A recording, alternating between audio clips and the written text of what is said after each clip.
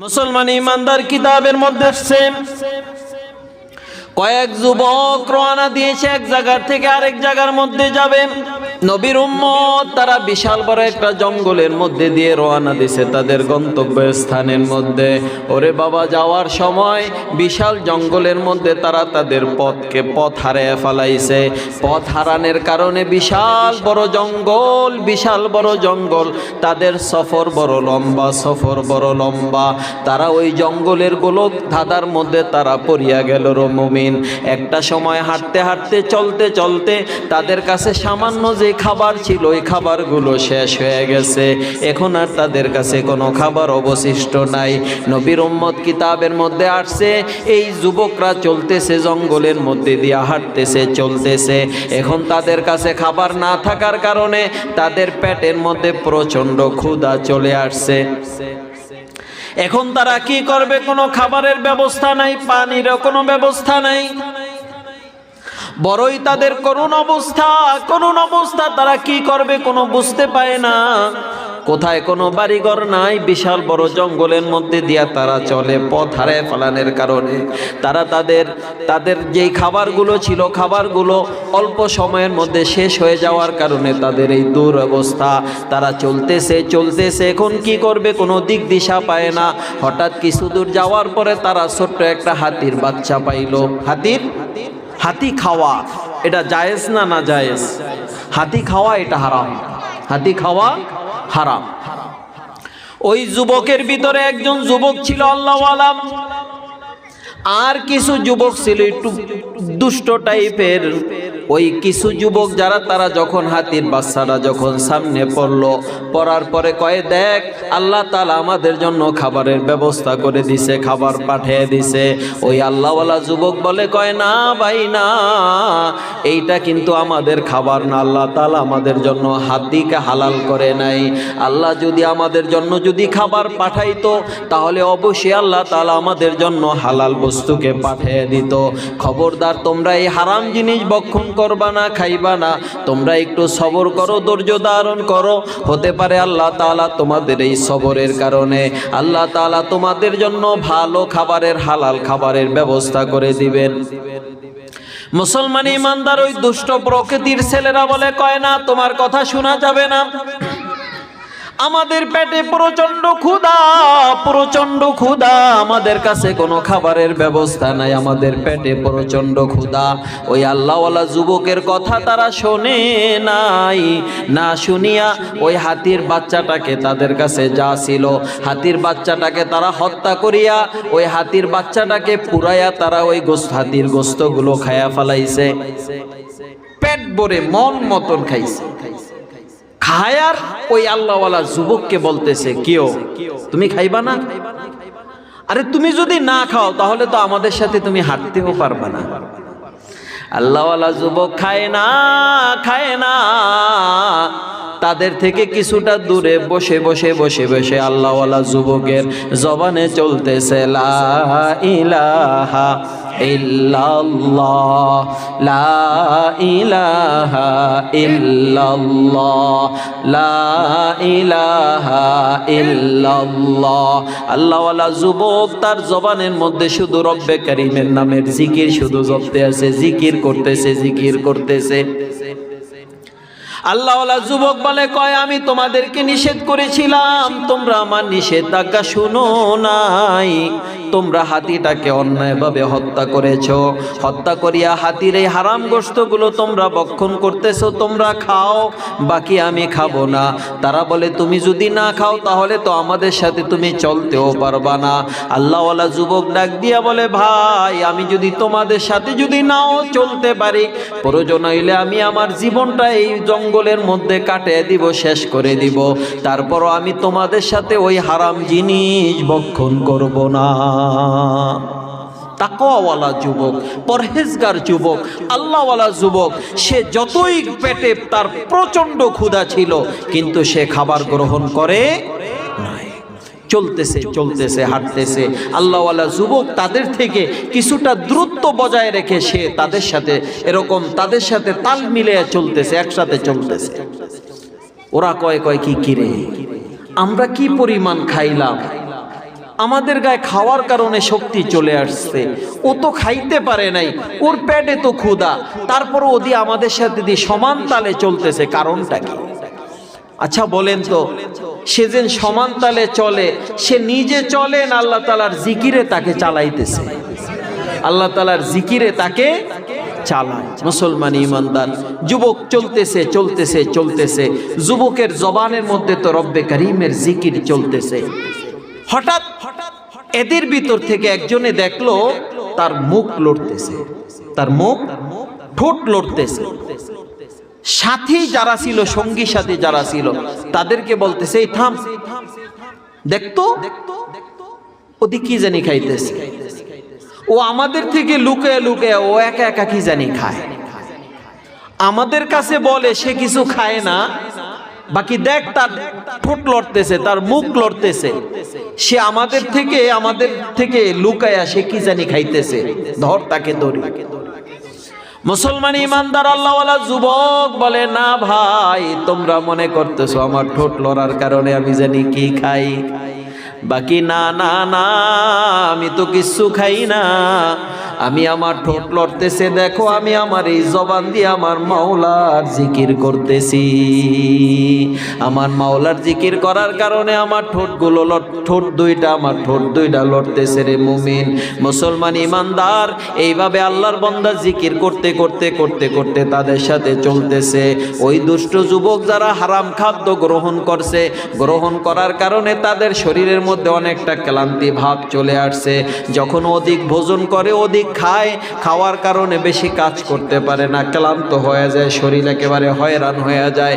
মুসলমান ইমানদার তারা কিছুটা পথ অগ্রসর হওয়ার পর তাদের মধ্যে ক্লান্ত ভাব, অলসতার ভাব চলে আসছে। ওই যুবকেরা বলতেছে শোনো, আমরা এখানে আজকে আমাদের সফরটাকে এখানে আমরা বিরতি দেই, এখন আমরা রাত্রিবেলা এখানে নিদ্রা যাব, সন্ধ্যা হয়ে আসতেছে, আমরা রাত্রিবেলায় রাত্ররা এখানে কাটাইয়া আগামীকালকে সকালবেলা আবার আমাদের গন্তব্যের দিকে আমরা রওনা দিব। মুসলমান ইমানদার তারা আর সামনের দিকে যায় নাই, তারা একটা কোন রকম তাবু টানাইয়া তারা তাবুর মধ্যে শুয়ে রয়েছে। আল্লাহওয়ালা যুবক তাদের থেকে কিছুটা দূরত্ব বজাইয়া ওই তাবুর এক প্রান্তে ঘুমিয়ে গেছে। এই দিক দিয়ে যে হাতির বাচ্চাটাকে তারা অন্যায়ভাবে হত্যা করেছে, ওই হাতির মা দেখলো সন্ধ্যা হয়ে গেছে, তার বাচ্চা এখনো তার কাছে আসে নাই, বাচ্চা নিয়ে তার মা যেখানে থাকে সেখানে এখনো বাচ্চা হাতিটা আসে নাই। মা টেনশনের মধ্যে পড়ে গেল, কিরে আমার বাচ্চা কোথায়, বাচ্চা আসে না কেন, না বাচ্চা কোনো সমস্যার মধ্যে পতিত হয়েছে, না বাচ্চার উপরে কোনো আক্রমণ আসছে। মা তার বাচ্চাকে তালাশ করতে করতে করতে করতে এই সন্ধ্যাবেলায় ওই জায়গার মধ্যে চলে গেছে যেখানে হাতির বাচ্চাটাকে অন্যায়ভাবে হত্যা করে হাতির গোশতগুলো পোড়াইয়া খাইছে। কিতাবের মধ্যে আসছে ওই জায়গায় আসার পর হাতির বাচ্চার পোড়া মাংসের, পোড়া গোশতের গন্ধটা মা হাতির নাকে চলে আসছে। চলে আসার পর তার আর বুঝতে বাকি নাই, তার বাচ্চাটাকে হত্যা করে এখানে পোড়াইছে। মুসলমান ইমানদার হাতির বাচ্চাটা হঠাৎ নজর করলো গাছের সাথে ওই চামড়াটা ওখানে ঝুলানো আছে। চামড়াটা দেখিয়া মা হাতি তার বাচ্চার চামড়াটা দেখিয়া চিনে ফেলছে। মা হাতির গোসা রাগ বেড়ে গেল, কে আমার সন্তানের সাথে এরকম দুর্ব্যবহার করলো, আমার সন্তানটাকে কে নির্মমভাবে হত্যা করলো, আমি যদি পাই তাদেরকে আমি পায়ের তলে পিষে তাদেরকে আমি হত্যা করব। মুসলমান ইমানদার এই জেনে হাতির বাচ্চাটাকে পোড়াইয়া যারা খাইছে, এই গোশতের ঘেরানটা নিতে নিতে নিতে নিতে নিতে নিতে সামনের দিকে অগ্রসর হইতে হইতে ওই যেন দুষ্টু যুবকেরা যে তাঁবুর ভিতরে ঘুমায় ওই তাঁবুর মধ্যে চলে আসছে, তাঁবুর কাছাকাছি চলে আসছে। মুসলমান ইমানদার এখানে আসার পরে দেখলো যেন সেই হাতির গোশতের পোড়া গোশতের ঘেরান আসতেছে। মুসলমান ইমানদার ওই মা হাতিটা তারা গোশত ভক্ষণ করছে কি করে নাই এইটা চেক করার জন্য রাত্রিবেলায় একটা যুবকের মুখের কাছে তার সুরটাকে নিয়ে গেল। নেওয়ার পর দেখলো ওই যুবকের মুখের থেকে পোড়া হাতির গোশতের ঘেরান আসতেছে। যখন ওই গোশতের ঘেরান পাইল, মা হাতির বুঝতে বাকি নাই যে তার সন্তানের সাথে এরাই খারাপ আচরণ করেছে। ওই ঘুমের মধ্যে ওই যুবককে পায়ের তলে পিষে যুবককে হত্যা করে ফেললো। একজন, দুইজন, তিনজন যারা তার সন্তানের গোশতগুলো খাইছে সবাইকে হত্যা করে ফেললো। একেবারে শেষ প্রান্তে চলে আসছে। মুসলমান ইমানদার ঘুমের মধ্যে তাদেরকে হত্যা করলো, কেউই বলতে পারে না। আল্লাহওয়ালা যুবক সে ওই তাবুর এক প্রান্তে ঘুমাইতেছে, নিদ্রা যাইতেছে।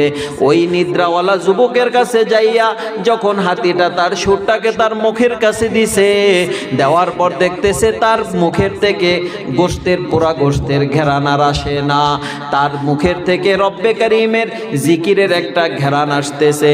মা হাতির বুঝতে বাকি নাই তার সন্তানের সাথে যাদেরকে হত্যা করছে তারাই অন্যায় করেছে। বাকি এই যুবক তার সন্তানকে হত্যার মধ্যে লিপ্ত ছিল না, যুক্ত ছিল না। হাতির এইটাও বুঝতে বাকি নাই, হয়তো তারা ক্ষুধার তাড়নায় আমার সন্তানটাকে হত্যা করছে। এই যুবকটাকে ওই ঘুমের মধ্যে সুর দিয়া পেঁচাইয়া কিতাবের মধ্যে আসছে তাকে হাতি তার পিঠের মধ্যে উঠে নিছে, উঠাইয়া জঙ্গলের এমন একটা প্রান্তে নিয়ে গেছে যেই প্রান্তের মধ্যে হালাল খাবারের ব্যবস্থা আছে। এমন একটা স্থানে নিয়ে গেল যেই জায়গার মধ্যে হালাল খাবারের ব্যবস্থা আছে, যেই স্থানের মধ্যে ফল ফলাদিতে জঙ্গলের এক প্রান্তে ফল ফলাদিতে ভরপুর। যুবক তো কিছুই বুঝতে পারে না, সে তার ঘুম ভেঙে গেল। সে নিজেকে আবিষ্কার করলো যে হাতির পিঠের উপরে বসা, কিন্তু ওখান থেকে নামার কোনো সুযোগ নাই। জঙ্গলের ওই প্রান্তে নিয়ে আসছে। আসার পরে যুবক দেখতেছে যে এখানে ফল ফলাদিতে ভরপুর।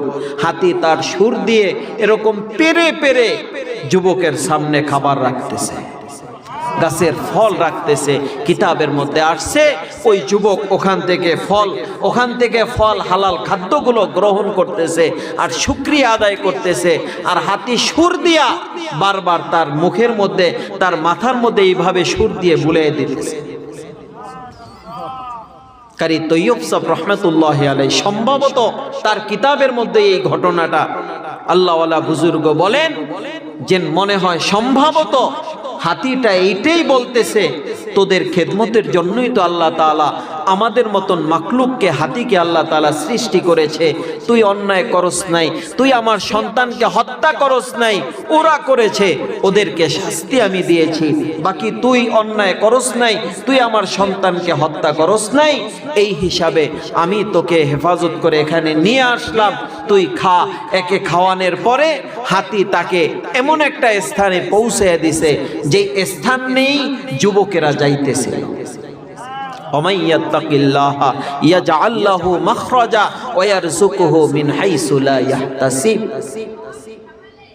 যে তাকওয়া অবলম্বন করে, যার দিলের মধ্যে তাকওয়া আছে, যার দিলের মধ্যে তাকওয়া আছে, ওমাইয়াত্তাকিল্লাহা ইয়াজআল লাহু মাখরাজা, আল্লাহ তাআলা তার জন্য সহজ পন্থা, সহজ রাস্তা খুলে দেয়। তার জন্য এমন স্থান থেকে রিজিকের ব্যবস্থা করে দেন আল্লাহ তাআলা, যা তিনি কল্পনাও করে নাই, যুবক কল্পনাও করে নাই যে আমি এখান থেকে হালাল রিজিক পাবো। এটা কল্পনাও তার ছিল না। সে যেন এরকম সহজভাবে তার গন্তব্যে বুঝতে পারবে। সম্মানিত হাজিরিন, জিকিরের দাম আছে না নাই? বলেন, জিকিরের দাম আছে না নাই? অধিক পরিমাণে আমরা জিকির করব কি করব না? বলেন, আমরা কারা কারা অধিক পরিমাণে জিকির করব? আল্লাহ তাআলা আমাদের প্রত্যেককে অধিক পরিমাণে জিকির করার তৌফিক দান করেন।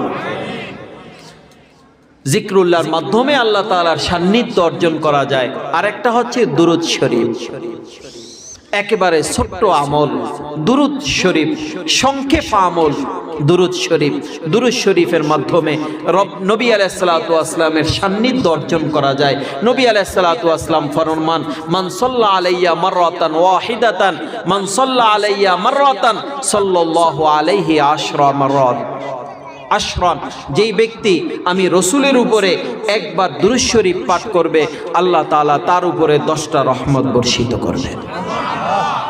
হযরত আনাস রাদিয়াল্লাহু আনহু থেকে বর্ণিত, নবী আলাইহিস সালাতু ওয়াস সালাম ফরমান, যেই ব্যক্তি রসুলের উপরে আমি রসুলের উপরে একবার দুরূদ শরীফ পাঠ করবে ওই ব্যক্তির উপরে আল্লাহ তাআলা 10টা রহমত বর্ষিত করবে, তার আমলনামার থেকে 10টা গুনাহকে আল্লাহ তাআলা মাফ করে দিবে, জান্নাতের মধ্যে তার 10টা মর্তবা আল্লাহ তাআলা বৃদ্ধি করে দিবেন।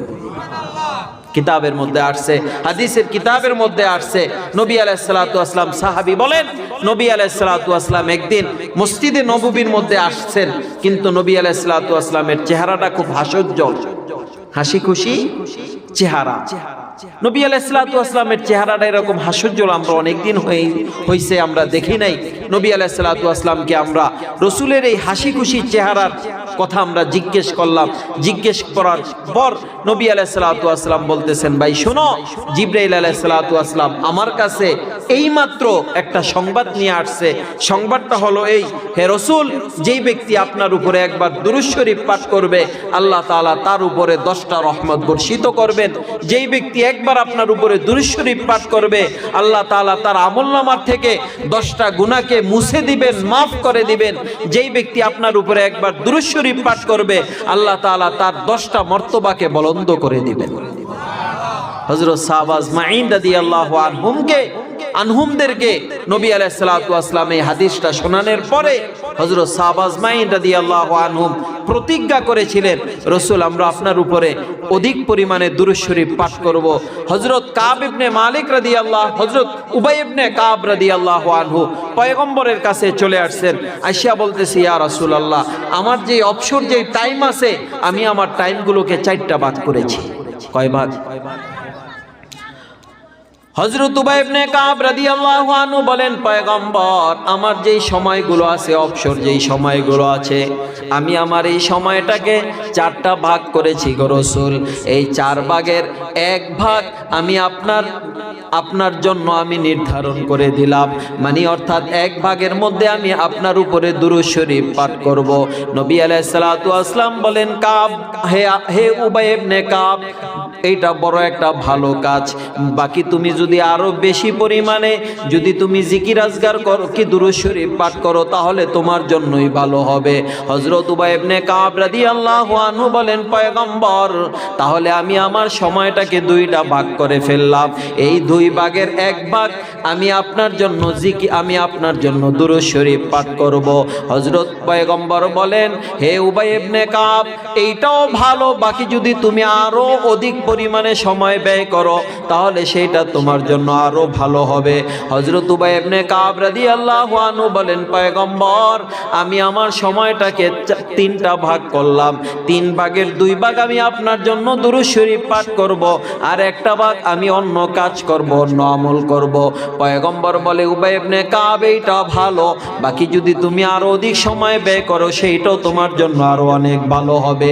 হযরত উবাই ইবনে কাব রাদিয়াল্লাহু আনহু বলেন, পয়গম্বর আমি পুরাটা টাইম আপনার দুরুদের পিছনে কাটিয়ে দিব। পয়গম্বর বলে, কাব এইটা ভালো, এবার তুমি রব্বে কারীমের কাছে যদি দোয়া করো, রব্বে কারীম এই দুরুদের বিনিময়ে তোমার সমস্ত গুনাহগুলো মাফ করে দিবে। দুরূদ শরীফ পাঠ করার জন্য, জিকির করার জন্য যেরকম উজুর প্রয়োজন হয় না, তেমনি ভাবে দুরূদ শরীফ পাঠ করার জন্য উজুর প্রয়োজন নাই। কি বলেন? উজুর দরকার আছে? দুরূদ শরীফ পাঠ করা। রব্বে কারীম হযরত নবী দুনিয়ার মানুষকে সম্বোধন করে বলতেছেন, মুমিনদেরকে সম্বোধন করে বলতেছেন, ইয়া আইয়ুহাল্লাযীনা আমানু সাল্লু আলাইহি ওয়া সাল্লিমু তাসলিমা ইন্নাল্লাহা ওয়া মালাইকাতাহু ইউসাল্লুনা আলান নবী। নিশ্চয়ই আল্লাহ তাআলা তার ফেরেশতারা নবীর উপরে কি করে? দুরূদ শরীফ পাঠ করে। ইয়া আইয়ুহাল্লাযীনা আমানু, হে ঈমানদারেরা তোমরাও আমার রসুলের উপরে, আমার নবীর উপরে দুরূদ শরীফ পাঠ করো। দুরূদ এমন একটা আমল, নামাজ যখন আমি পড়ি, এই নামাজের সাথে আল্লাহ তাআলা শরীক নাই। নামাজ এমন একটা আমল, এই নামাজ পড়বে বান্দা আল্লাহর জন্য, বাকি এই নামাজের মধ্যে আল্লাহ শরীক থাকে না। কি বলেন থাকে? থাকে না। রোজা এমন একটা আমল, এটা শুধু বন্দার থেকেই হয়, আল্লাহ এই রোজার মধ্যে শরীক থাকে না।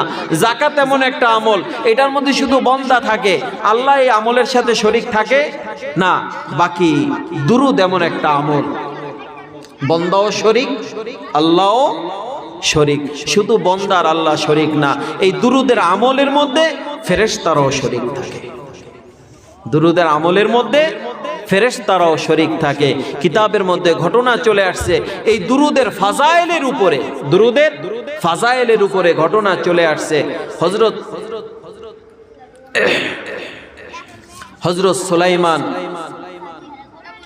জুরুনজি রহমাতুল্লাহ আলাইহি, হযরত আবু সুলাইমান জুরুনজি রহমাতুল্লাহ আলাইহি জগৎ বিখ্যাত একজন বুজুর্গ, জগৎ বিখ্যাত একজন বুজুর্গ। আজ থেকে প্রায় 700-800 বছর পূর্বের কথা। হযরত সুলাইমান জুরুনজি রহমাতুল্লাহ আলাইহি সে আফ্রিকার একটা মরুভূমির মধ্যে দিয়ে তার অনেক শাগরিদ ছাত্রদেরকে দিয়ে নিয়ে রওনা দিয়েছে। তো যাচ্ছে যাচ্ছে যাচ্ছে, প্রতিমধ্যে তাদের কাছে যে পানি ছিল, পানি শেষ হয়ে গেছে। কিন্তু জোহরের নামাজের সময়, জোহরের নামাজের সময়, এখন তাদের কাছে যেই পানি আছে, এই পানি দিয়ে ওইভাবে উজু হবে না, সবার উজু হবে না, হয়তো তায়াম্মুম করে নামাজ পড়তে হবে। মুসলমান ইমানদার হযরত সুলাইমান জুরুনজি রাহমাতুল্লাহ আলাইহি তার শাগরিদদেরকে নিয়ে যখন রওনা দিলেন, পানির কোনো ব্যবস্থা নাই, কি করবেন কোনো দিক দিশা পায় না। শাগরিদেরা বলতেছে, ওস্তাদজি আমাদের পানির প্রয়োজন, আমরা উজু করব। আল্লাহর ওলি ডাক দিয়ে বলে, তোমরা একটু তালাশ করো, তালাশ করো, চাও কোনো পানির ব্যবস্থা হয় কিনা। তালাশ করতে করতে করতে করতে তারা দেখলো ওই মরুভূমির এক প্রান্তে কিছু জঙ্গল গাছগাছরা দেখা যায়। মুসলমান ইমানদার ওখানে আসছে, আসার পরে দেখতেছে একটা ছোট্ট একটা কূপ আছে, বাকি কূপের একেবারে নিচে পানি, ওখান থেকে যেন পানি যেন তুলবে, তোলার কোনো ব্যবস্থা তাদের কাছে নাই। আল্লাহর ওলি শাগরিদদেরকে ডাক দিয়ে বলে, শাগরিদরা চাও এখানে পানি উঠানোর জন্য কোনো সামগ্রী পাওয়া যায় কিনা। গাছগাছালি আছে যাতে এখানে কিছু জনবসতিও দেখা যাচ্ছে। ইত্য বছরে 7 বছরের একটা মেয়ে তাদের দিকে আগে আসছে, এসে ওখানে বলতেছে, মান আনতুম, আপনারা কারা, মান আনতুম, আপনারা কারা। অথবা আল্লাহওয়ালাকে, ওই বুজুর্গকে বলতেছে, মান আনতা, আল্লাহওয়ালা বুজুর্গ আপনি কে। উনি বলতেছেন, ইয়কালুন নাস, মানুষ আমাকে বলে, নিজের নাম নিজে বলে না, মানুষ আমাকে বলে সুলাইমান আল জুরুনজি, আল জুরুনজি, সুলাইমান আল জুরুনজি, আমাকে মানুষ সুলাইমান আল জুরুনজি হিসাবে চিনে, মানুষ আমাকে সুলাইমান আল জুরুনজি হিসাবে আমাকে মানুষ চিনে। তারপরও নিজের নাম বলে না যে আমার নাম এই। হয়তো নিজের নাম বলার ক্ষেত্রে অনেক সময় ফখর ভাব চলে আসতে পারে, এই জন্য আল্লাহওয়ালা বুজুর্গ অনেক সময় ইশারাতান কথা বলতেন, মানুষ আমাকে সুলাইমান হিসাবে চিনে বলে। ওই মেয়ে বলতেছে, আপনারা কি চান। বলতেছে, শোনো, আমরা উজু করব, আমাদের নামাজের টাইম চলে যাচ্ছে, এই কূপের মধ্যে পানি আছে, বাকি পানি যেন ওখান থেকে যেন তুলবো, তোলার কোনো সামগ্রী নাই। মা তুমি পারোনি আমাদের জন্য একটা বালতি রশির ব্যবস্থা করে দিতে, যাতে আমরা ওখান থেকে পানি তুলতে পারি, ওখান থেকে পানি তুলতে পারি। কিতাবের মধ্যে আসছে, আল্লাহওয়ালা বুজুর্গ বলতেছেন, মেয়েটায় পানি আনার জন্য যে সামগ্রী চাইছে, ওই সামগ্রী আনার জন্য বাড়ির মধ্যে যায় নাই। মেয়েটা জবানের মধ্যে আস্তে আস্তে কি জানি পড়তেছে, আর কূপটার চতুর্দিক দিয়ে 3টা চক্কর লাগাইছে। কয়টা? 3টা চক্কর লাগাইছে। 3টা চক্কর লাগানোর পর ওই মেয়েটা তার মুখের থেকে সামান্য একটু থুতু বিসমিল্লাহ বলে কূপের পানির মধ্যে ফালাইয়া দিল। মুসলমান ইমানদার আল্লাহওয়ালা বুজুর্গ বলে, ওই মেয়ের থুতুটা, 7 বছরের মেয়ের থুতুটা ওই পানির মধ্যে পড়ার সাথে সাথে কূপের পানিগুলো সব একেবারে কূপের মুখসামুখি চলে আসছে, কূপের মুখে চলে আসছে। আমরা হয়রান হয়ে গেলাম, আশ্চর্য হয়ে গেলাম, কারণটা কি, ব্যাপারটা কি। আল্লাহ তাআলা এই মেয়ের জবানের মধ্যে এত বরকত রাখছেন, মেয়ে এমন কি আমল করে নামাজের রক্ত চলে যাচ্ছে। সেই জন্য মেয়েকে কিছু জিজ্ঞেস না করে আগে আমরা উজু করেছি, উজু করে আমরা নামাজ আদায় করলাম। নামাজ আদায় করার পর মেয়েটাকে জিজ্ঞেস করব, হঠাৎ তাকে দেখলাম মেয়েটা আমাদের কাছে নাই। মেয়েটা এক দৌড়ে তার ঘরে চলে গেল। হযরত সুলাইমান আল জুলুনজি রহমাতুল্লাহ আলাই তিনি বলেন, আমি আমার ছাত্রদেরকে রেখে তোমরা থাকো, আমি যাই। ওই মেয়ের কাছে চলে গেল, মেয়ের ঘরে চলে গেল, তার ঘরে গিয়ে নক করলো। দরজার মধ্যে নক করার পর মেয়ে দরজা খুলে দিল, বলতেছে, আল্লাহর দোহাই তুমি বলো তুমি এমন কি আমল করেছো যে আমলের বিনিময়ে আল্লাহ তাআলা তোমার জবানের মধ্যে, তোমার থুতুর মধ্যে এত অধিক পরিমাণে বরকত রেখেছে, বলো এমন কি আমল করে। মেয়েটা বলতেছে, আল্লাহর ওলি, আপনার নাম কিন্তু আমার বাবার জবান থেকে অনেক শুনেছি। আপনি জগৎ বিখ্যাত বুজুর্গ, শুধু বুজুর্গ নয়, আপনি জগৎ বিখ্যাত একজন আলেম। আপনার অনেক শাগরিদ আছে, আপনার অনেক ছাত্র আছে, আপনি অনেক কিতাব লিখেছেন, আপনার অনেক নাম কাম আমার বাবার মুখে শুনেছি। বাকি কখনো আপনাকে দেখার সৌভাগ্য হয় নাই, আজকে আপনাকে আমি দেখলাম, আমার ভাগ্য বড়ই ভালো। বাকি আপনি যেন আল্লাহর নামের দোহাই দিলেন, আল্লাহর নামের দোহাই দিয়া দিলেন। ওগো আল্লাহর ওলি, আপনি শুনেন, আল্লাহর নামের দোহাই দেওয়ার কারণে এখন আমি বলতে বাধ্য হচ্ছি, নয়তো আমি আমার এই গোপন ভেদ আমি কারো কাছে এই পর্যন্ত প্রকাশ করি নাই। বলে আমার বাবা বড় একজন ভালো মানুষ ছিল, নামাজি মানুষ ছিল। আমার বাবা দিনদার হওয়ার কারণে আমরা একেবারে দ্বীনি ফ্যামিলিতে, দ্বীনি পরিবেশে আমরা বড় হইতেছিলাম। আমার বাবার জবান থেকে একটা আমলের কথা আমি শুনেছি। আমার বাবা আমাকে, আমাদের ফ্যামিলির মধ্যে যারা আছে, সদস্য যারা আছে, আমাদের প্রত্যেককে আমার বাবা দুরুদের আমলটা শিক্ষা দিয়েছে। আমার বাবা বলেছে, এই তোমরা সব সময় পয়গম্বরের উপরে অধিক পরিমাণে দুরূদ শরীফ পাঠ করো, অধিক পরিমাণে দুরুদ পাঠ করো। এই দুরুদের বড় দাম, এই দুরুদের বড় দাম, এই দুরুদের মধ্যে অনেক বরকত রয়েছে, অনেক বরকত রয়েছে। আমার বাবার ওই কথা অনুযায়ী এমন কোনো টাইম নাই যখনই আমি সময় পাই তখনই আমি পয়গম্বরের উপরে দুরুদের হাদিয়া পাঠাইতে থাকি, দুরুদের হাদিয়া পাঠাইতে থাকি। ওগো আল্লাহর ওলি শোনেন, এই জঙ্কেই মরুভূমির মধ্যে অনেকে মেষ, বেড়া, দুম্বা ইত্যাদি এগুলো লালন পালন করে, এগুলো চড়ায়। আমিও আমাদের মেষ দুম্বাগুলোকে এখানে লালন পালন করি, এখানে চড়াই। অন্য অন্য রাখালের সন্তানেরা তারা খেলাধুলার মধ্যে লিপ্ত হয়, আমি তাদের সাথে খেলাধুলার মধ্যে লিপ্ত হই না। আমি তাদের সাথে খেলাধুলার মধ্যে লিপ্ত না হইয়া তাদের থেকে কিছুটা দূরত্ব বজায় রাখিয়া বসিয়া বসিয়া আমি আমার পয়গম্বরের উপরে দুরূদ পাঠ করতে থাকি। আমার পয়গম্বরের উপরে অধিক পরিমাণে দুরূদ পাঠ করার কারণে আল্লাহ তাআলা আমার জবানের মধ্যে এরকম বরকত দান করেছে, এরকম বরকত দান করেছে। আল্লাহ ওয়ালা বুজুর্গ হযরত সুলাইমান আল জুলুনজি রাহমাতুল্লাহি আলাইহি তখন প্রতিজ্ঞা করছে, মা আমি এই জীবনে অনেক কিতাব লিখেছি, অনেক কিতাব লিখেছি, বাকি আমি জিকির দুরুদের ফাজাইলের উপরে কোনো কিতাব লিখি নাই। আজকে আমি বাস্তব ঘটনা তোমার আমার চোখে ধরা খাইছে, আমি আমার চোখেই দেখতে পারছি। আমি এখন বাড়িতে গিয়ে, সফর থেকে আমি আমার বাড়িতে গিয়ে আমি দুরুদের ফাজাইলের উপরে কিতাব লিখবো, কিতাব লিখবো। মুসলমান ইমানদার এই পয়গম্বরের উপরে দুরুদ শরীফ যেন পাঠ করে, এটার অনেক ফজিলত আছে, অনেক ফাজাইল আছে। পয়গম্বর বলে, কাল কিয়ামতের ময়দানে আমার সবচাইতে কাছে আমার ওই সমস্ত উম্মতেরা হবে যারা অধিক পরিমাণে আমি পয়গম্বরের উপরে দুরূদ শরীফ পাঠ করে। মুসলমান ইমানদার, আর আমাদের আরেকজন আকাবের আরেকজন বুজুর্গ ছিল হযরত শিবলি রহমাতুল্লাহি আলাই, হযরত শিবলি রহমাতুল্লাহি আলাই, হযরত শিবলি রহমাতুল্লাহি আলাই তার কিতাবের মধ্যে ঘটনা নিয়ে আসছেন। শিবলি রহমাতুল্লাহি আলাই বলেন, আমি হজ করার জন্য হজের মৌসুমে বাইতুল্লাহর জিয়ারতের জন্য চলে গেলাম।